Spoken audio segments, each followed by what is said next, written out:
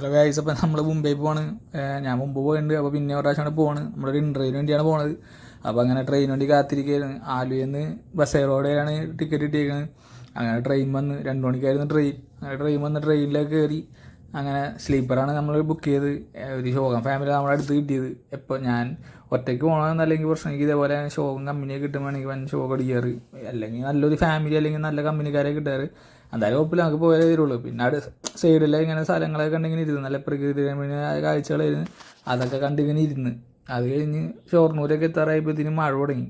അങ്ങനെ ഞാൻ അപ്പോഴാണ് ആലോചിച്ചത് വീട്ടിൽ നിന്ന് കുട എടുക്കാൻ വേണ്ടായി. അങ്ങനെ കുട എടുത്തില്ല. അതായത് അമ്മ പറയണത് കേട്ടില്ലെങ്കിൽ അപ്പോൾ അതിന് പറയാൻ പുള്ളിക്കാർ പറഞ്ഞ അതേപോലെ എനിക്ക് എപ്പോഴും കിട്ടാറുണ്ട്. ഇന്നും കിട്ടി. അങ്ങനെ ഒരു ഷൊർണൂർ സ്റ്റോപ്പിൽ വെച്ചിരിക്കുന്ന ഒരു ഇത് കല്ലുടിയന്മാർ ലോക്കലിൽ നിന്ന് ലോക്കലിൽ നിന്ന് സ്ലീപ്പറിലേക്ക് വന്നാണ് ഈ വാതിലൊക്കെ തുറന്നിട്ട്. എന്നിട്ട് ഒരു തമിഴൻ ചേട്ടൻ പുള്ളീനെ പുറത്താക്കി. അങ്ങനെ ഇതിലേക്ക് സീനായാണ്. അങ്ങനെ ഇതാണ് റെയിൽവേയിലെ കുക്കിംഗ് ഏരിയ. നല്ല വൃത്തിയൊക്കെ ഉണ്ട്, കുഴപ്പമൊന്നുമില്ല. അങ്ങനെ അതൊക്കെ കണ്ട് അവിടെയൊക്കെ പുള്ളി ഇങ്ങനെ തെറ്റിത്തിരിഞ്ഞ് നടന്ന് ഇങ്ങനെ വീഡിയോ ഒക്കെ എടുത്ത് ഇങ്ങനെ ഇരുന്ന് ഒരു വ്യത്യസ്തമായ ട്രെയിനൊക്കെ ഉണ്ട്.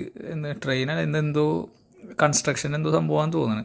അങ്ങനെ അതൊക്കെ കണ്ട് ഇങ്ങനെ ഇരുന്ന് അങ്ങനെ നമ്മൾ മുംബൈയിലെത്തി. അങ്ങനെ മുംബൈയിലെത്തി ഞാൻ ഛത്രപതി ശിവജിയിലേക്ക് പോകണം. അപ്പോൾ അവിടേക്ക് വേണ്ടി ലോക്കലിലേക്ക് കയറിയൊക്കെയാണ്.